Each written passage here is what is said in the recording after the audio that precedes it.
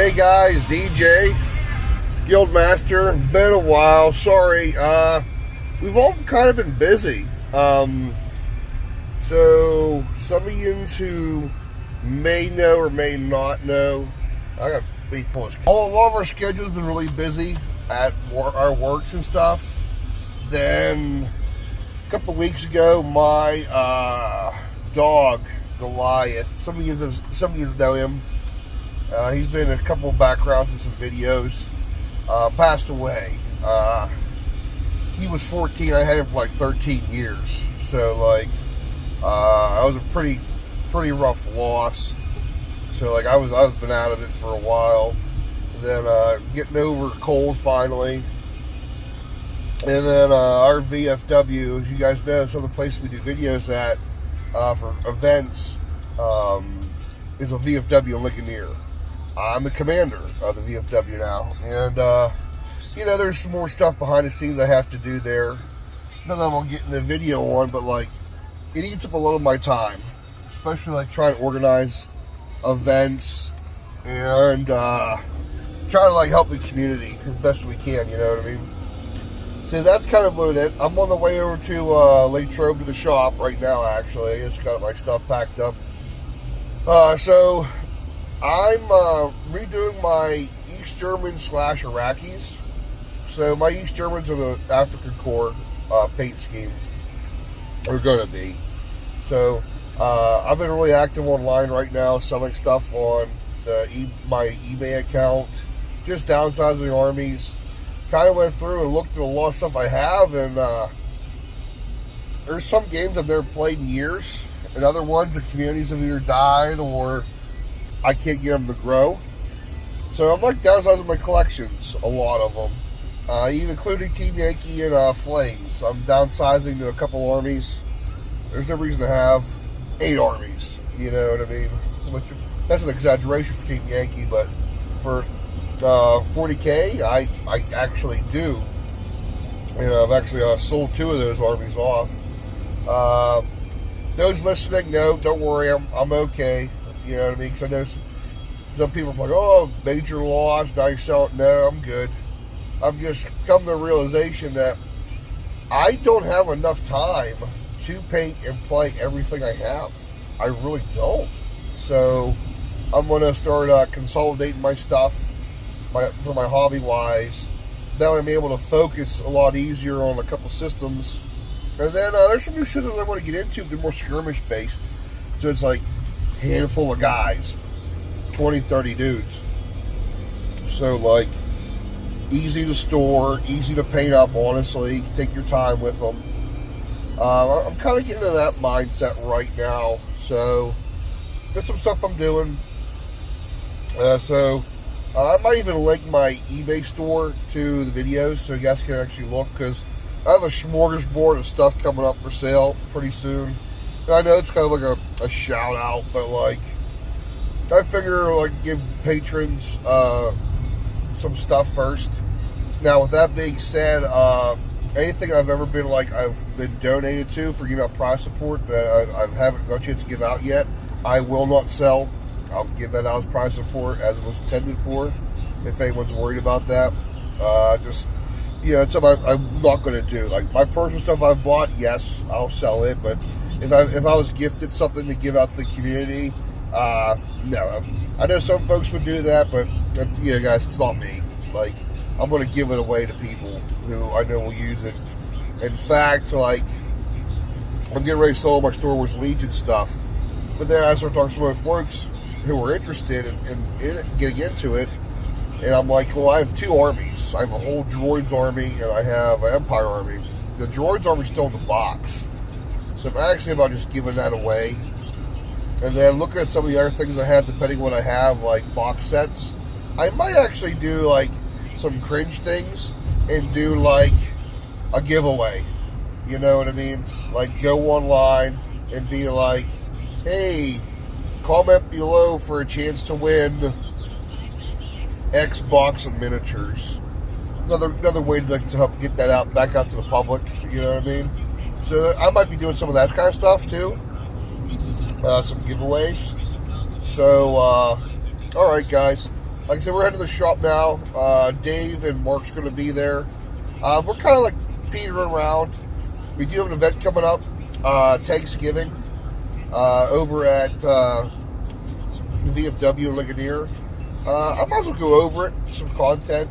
So the idea of it, it's like more of a fun event. I do have an awesome trophy to give out.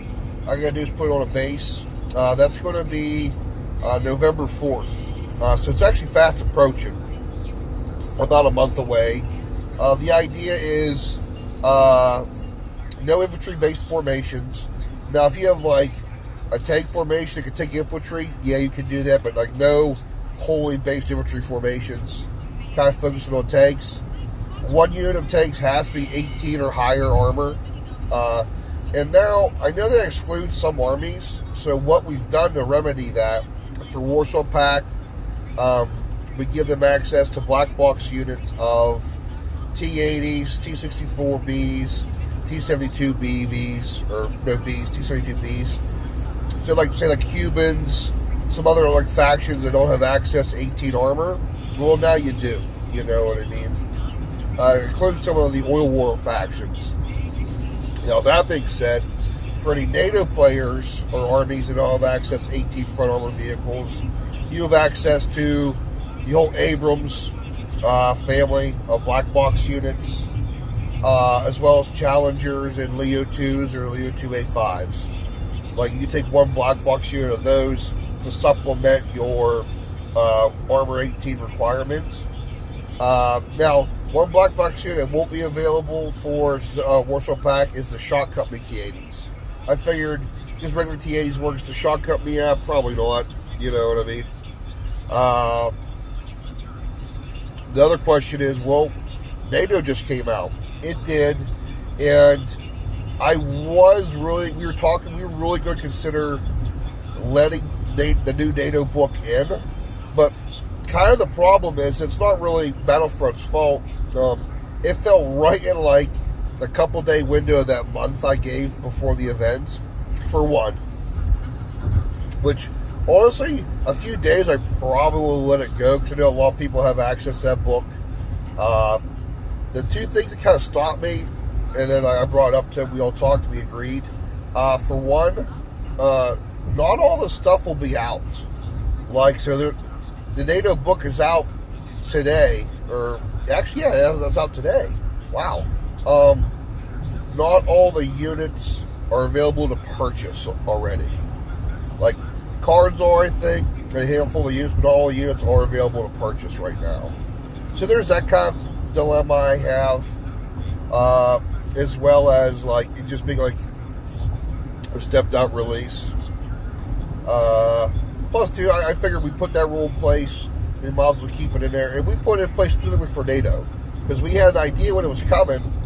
And I was like, well, we'll give it a month. You know what I mean? But it's 100 points. It's a 100-point tournament. It's like, I think, $10 a unit or something.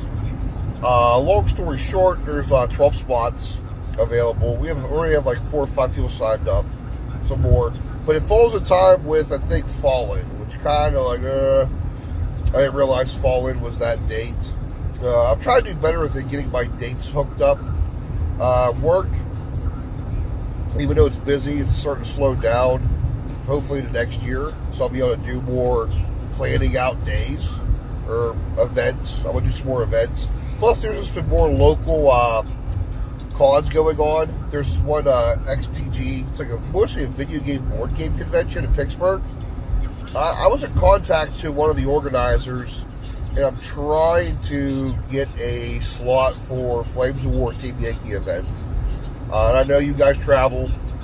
There's some details I want to work out, though. You know what I mean? Like exactly what I could do to help, stuff like that, or what I am. You know what I mean? I'll try to make it lucrative for both of our parties. Plus, I want to put on a good event. You know, I don't want to be like, sorry, you guys are in the hallway between these 2 rooms and the bathroom. Nah, we're not doing that. Not saying that would happen, but I've heard of other organizers or guys trying to do events, and that kind of stuff gets happened to them. So I'm trying not to do that. As well as, I I know a lot of people who play Team Yankee Flames in our local area and stuff are getting into bolt action, which I'm ecstatic for because I like bolt action system. And I want to try to do some more bolt action events. We had one. It didn't turn out too good. It was just a lot of people canceled last minute. You know how it goes.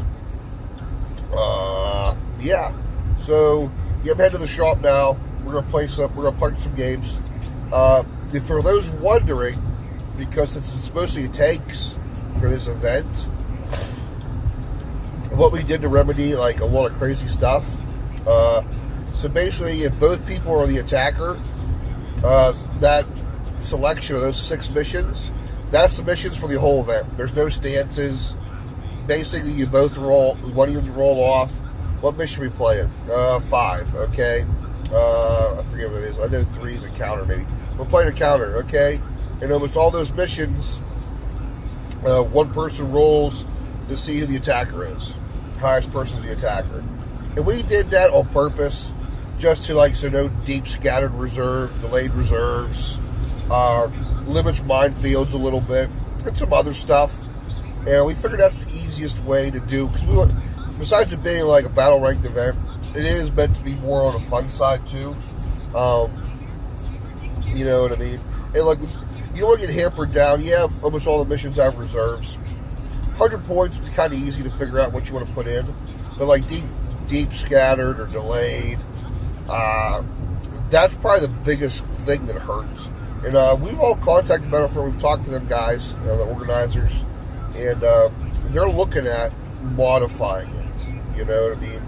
So where it doesn't hurt a lot of IFVs, which is infantry fighting vehicles, which I know most people know what that is in our community, but why not say that? Someone sees it.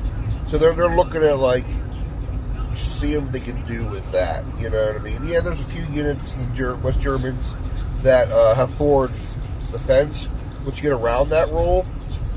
But you don't want to change the rule up to where you devalue those units as a special ability. But in the same token, that same units, you can't take very many of them. It feels like you have 1s and 2s of those, and they're okay. You know what I mean? I was using the Marauders or whatever, the Yag Hunters. But all right, guys. By the time you see me again, I'm playing either one of the brothers. I think Dave's playing Soviets today. Mark will probably most likely do British. And I'm doing East Germans.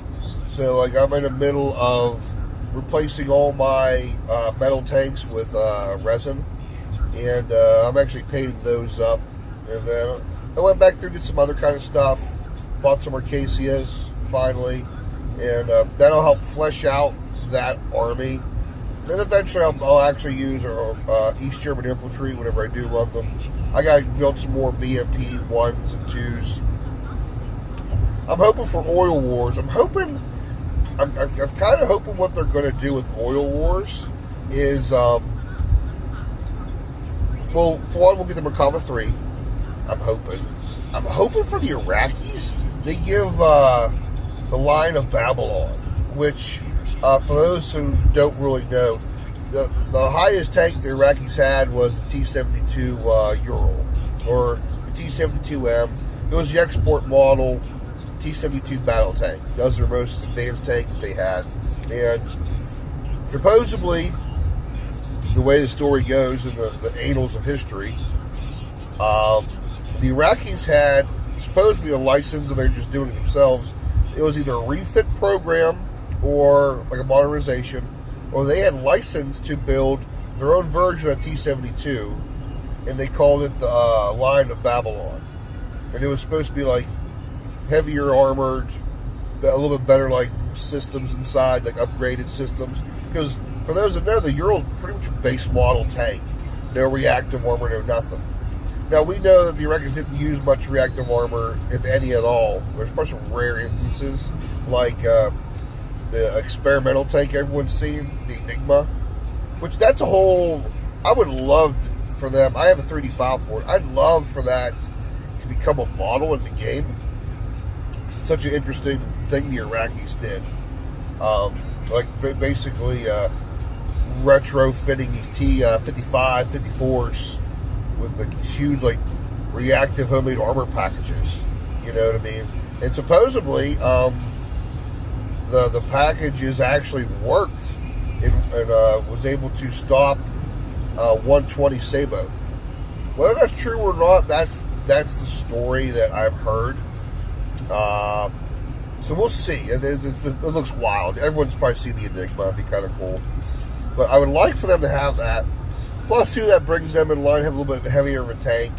Yeah, don't change their stats. Like, leave them where they kind of are. If anything, I would kind of wish that they would also give them the Republican Guard divisions. Like, maybe one or two skills are slightly different or leadership slightly better, but they're still like Iraqis. You know what I mean? Alright, guys, so this intro is going into 16 minutes as I get to Ligonier to turn towards Latrobe. So when you see us again, we'll be at the shop.